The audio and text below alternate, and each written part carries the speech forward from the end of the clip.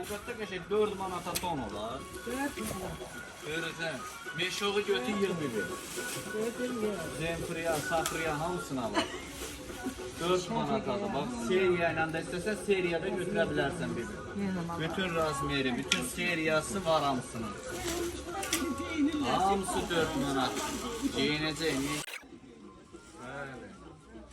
Hamısı 4 manatdır. Çeşitli, fərqli modellər. Ünvanımız Sədərəkdə 5-ci sıra 2-ci korpus mağaza 20. Mağazamıza da yaxınlaşıb əldə eləyə bilərsiniz. Hamısı 4 manatdır. Nə donlar var, hamısı 4 manata. Yaxından çək Səməxan. Yaxından çək bunları. Hamısı 4 manatdır, bax.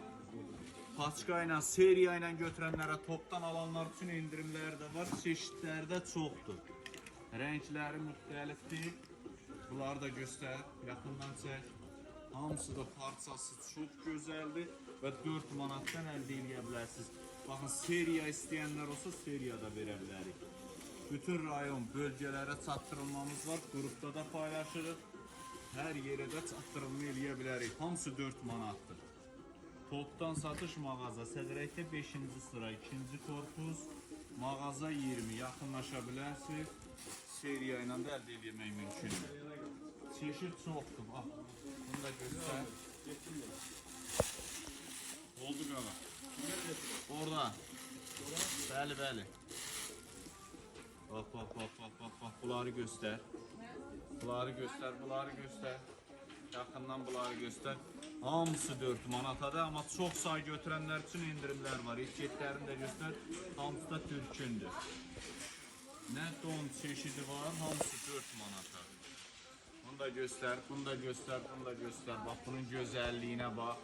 Adamın 5 dənə qızı ola, hərəsinə birinci indirəsən. Adamın 5 dənə qızı ola, 5 dənədir. Balaca böyür azmerlə.